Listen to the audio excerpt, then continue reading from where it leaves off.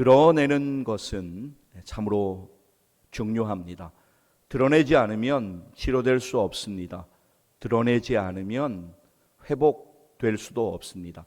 드러내지 않으면 문제가 해결되지 않습니다. 우리가 하나님 앞에 숨길 수 없습니다. 하나님 앞에서는 모든 것이 드러납니다.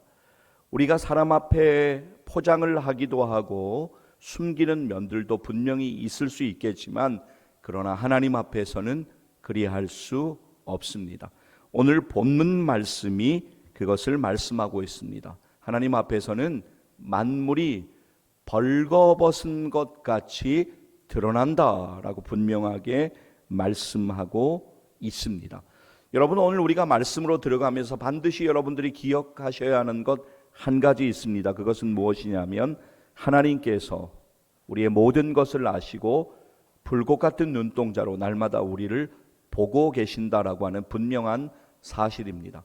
여러분, 아까 저와 함께 히브리서 4장 13절 말씀을 2번 읽으셨습니다만 다시 한번 우리 화면이나 여러분 성경 보시면서 히브리서 4장 13절 오늘 본문 말씀 다시 한번 의미를 기억하며 다시 읽도록 하겠습니다. 함께 읽습니다. 지으신 것이 하나도 그 앞에 나타나지 않음이 없고 우리의 결산을 받으실 이의 눈앞에 만물이 벌거벗은 것 같이 드러나느니라. 아멘. 여러분, 그렇습니다. 우리가 하나님 앞에 우리의 행동을 숨길 수 없고 우리의 생각을 숨길 수 없습니다. 하나님 앞에서는 모든 것이 벌거벗은 것 같이 드러나게 되어져 있습니다. 자, 그렇다면 오늘 말씀을 듣는 우리들이 반드시 드러내야 되는 것, 그것은 과연 무엇일까요? 첫째, 나의 죄가 드러나야 합니다. 하나님 앞에서 저는 죄인입니다. 하나님 앞에서 여러분도 죄인입니다.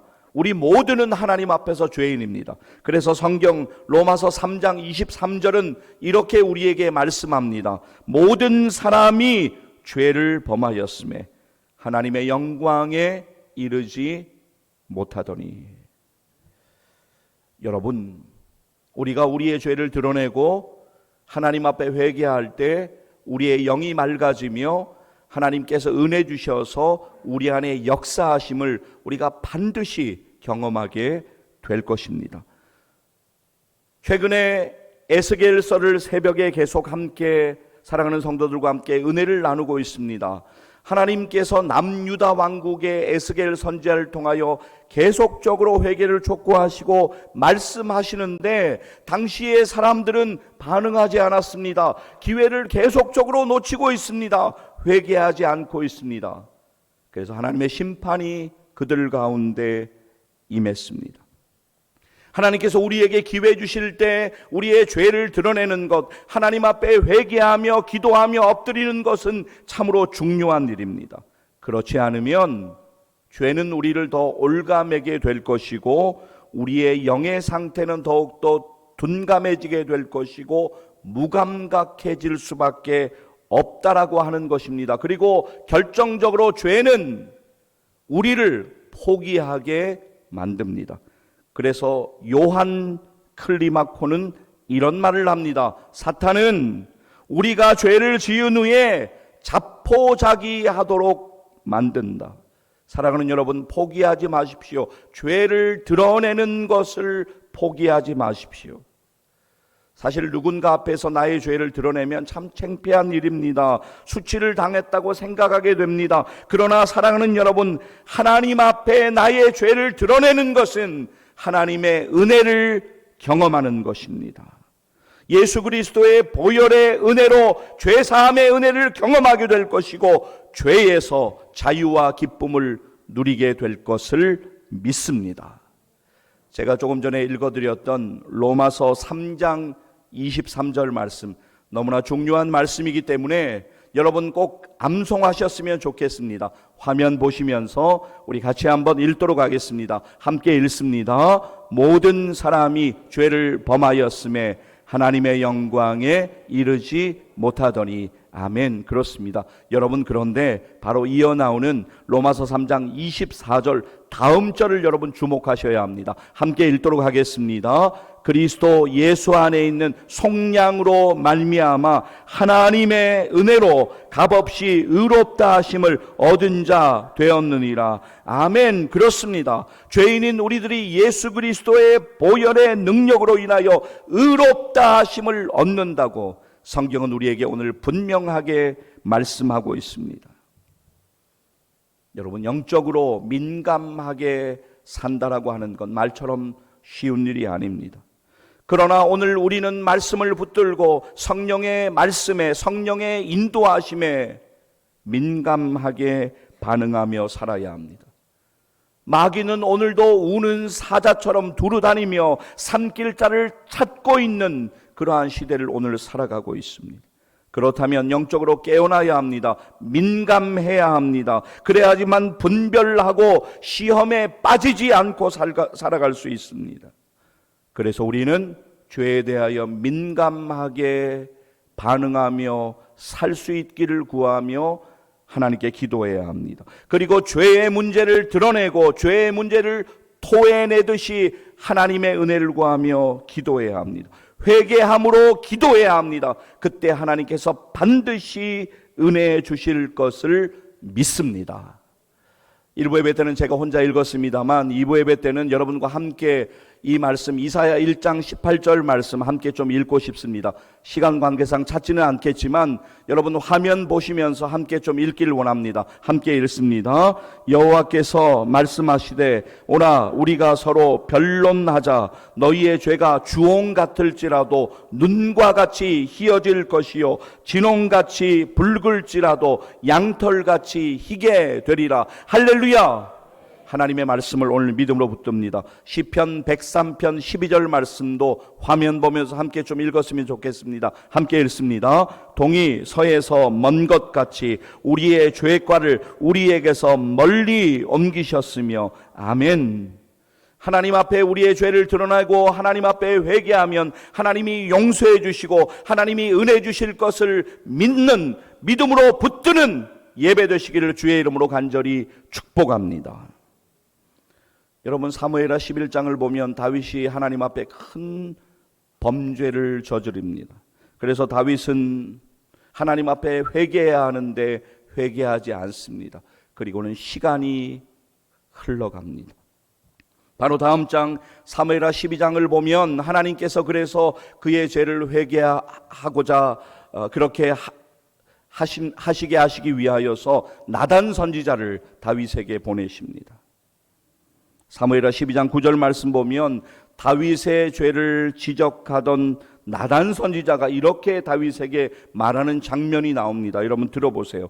그러한데 어찌하여 내가 여호와의 말씀을 업신여기고 나 보기에 악을 행하였느냐. 내가 칼로 햇사람 우리아를 치되 암몬 자손의 칼로 죽이고 그의 아내를 빼앗아 내 아내를 삼았도다.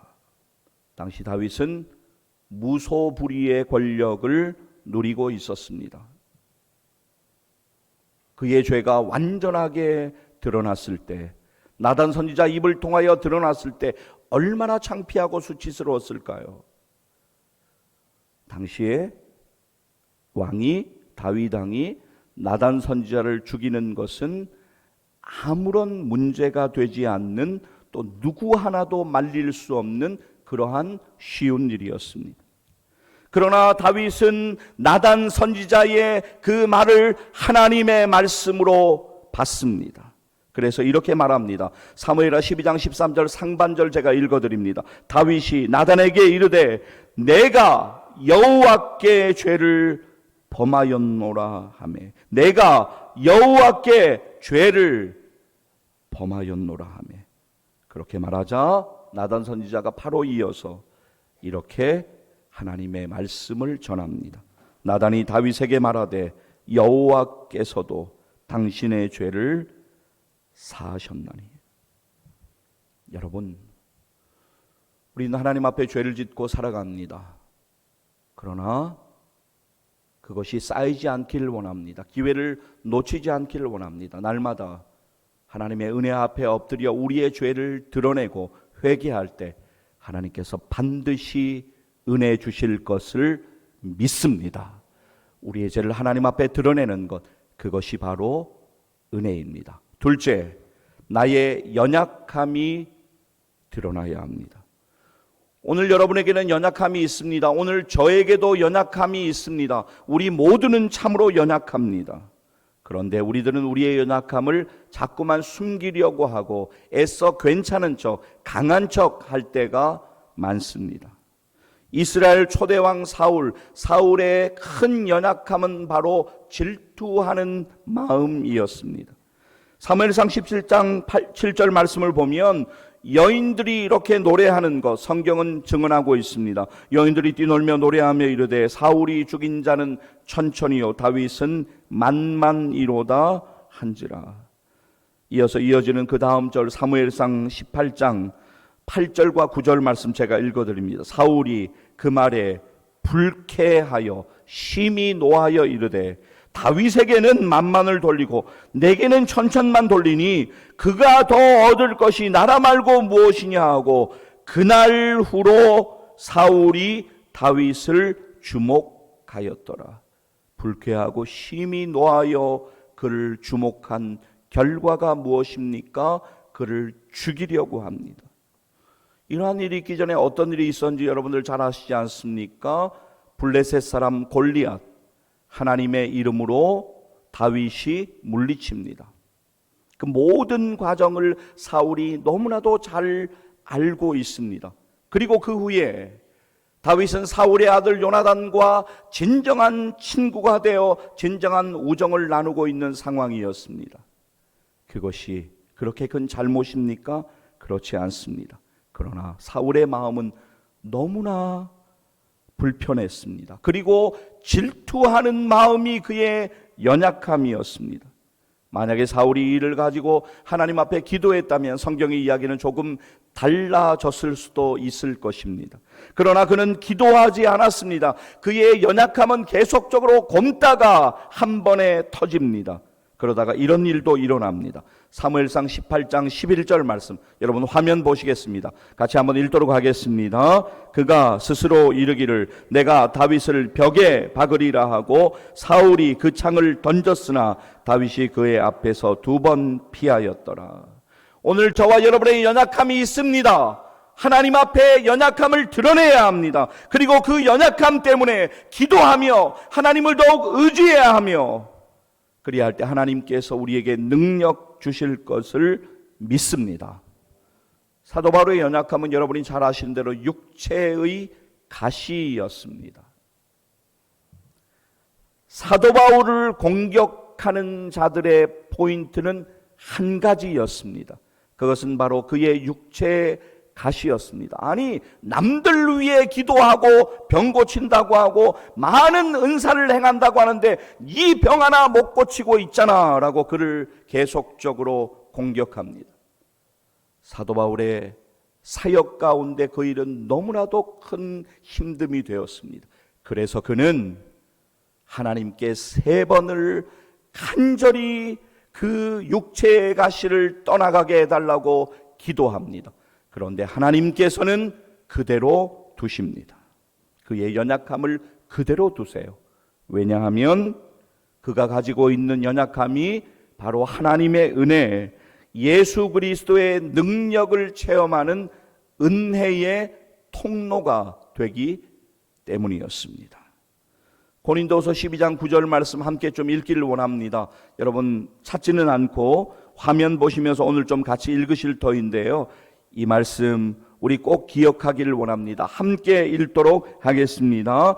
나에게 이르시기를 내 은혜가 내게 족하도다.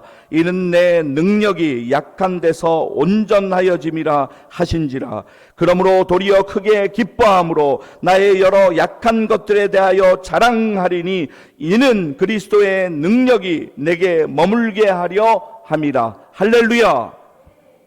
이 고백이 우리 가운데도 있기를 원합니다.